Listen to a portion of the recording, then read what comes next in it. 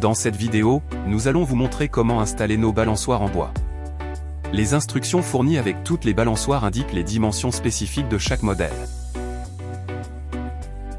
Tout d'abord, il faut repérer tous les éléments inclus dans votre balançoire, comme les sièges, les poteaux en bois, les coins de fixation, corners, les crochets, les vis ou les ancrages. Dans le schéma de montage des instructions, vous verrez l'inventaire que doit contenir la balançoire que vous avez achetée.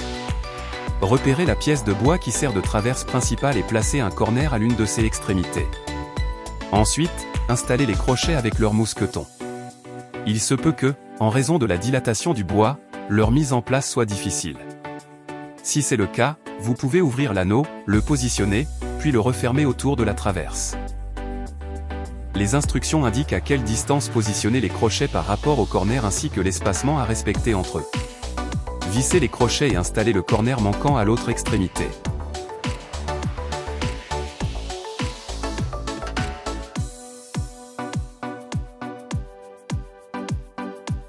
Il est maintenant temps de fixer les 4 poteaux en bois qui serviront de pied à la balançoire. Insérez-les dans les corners et vissez-les.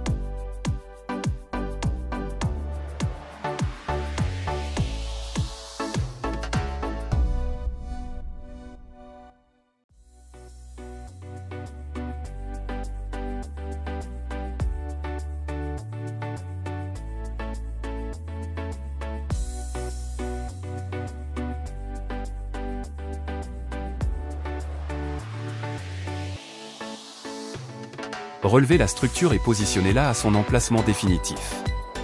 Assurez-vous que la traverse principale est de niveau pour que les sièges de la balançoire se balancent perpendiculairement et en ligne droite.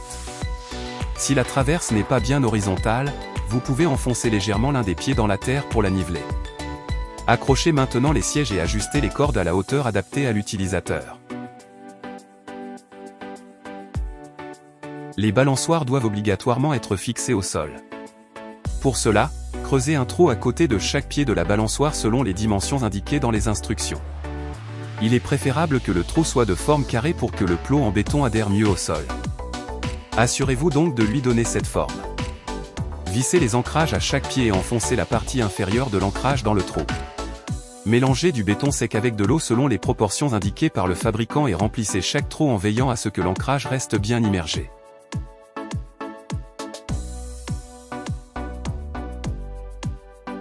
Ne remplissez pas jusqu'en haut, ainsi, vous pourrez recouvrir le béton avec la terre excédentaire pour le dissimuler.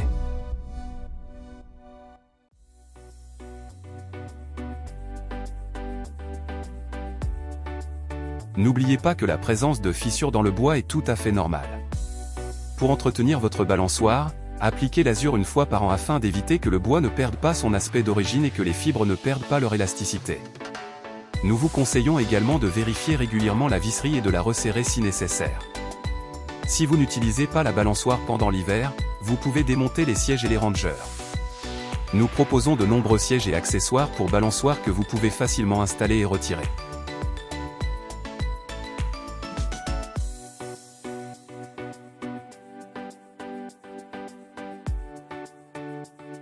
Il suffit d'ouvrir les mousquetons à la main et de remplacer les sièges d'origine par d'autres accessoires, comme des sièges bébés, des trapèzes ou des anneaux acrobatiques, entre autres.